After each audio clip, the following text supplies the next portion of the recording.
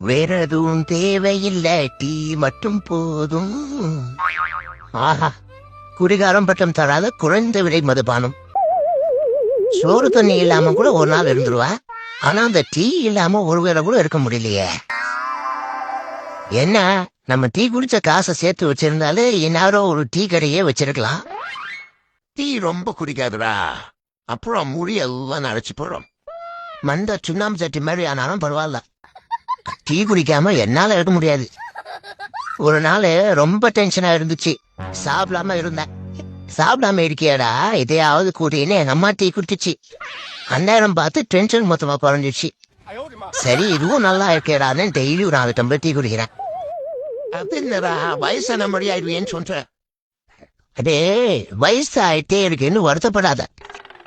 Fresh ஃப்ரூட்டோட try ஃப்ரூட்டுக்கு தான் மதிப்பதியம்.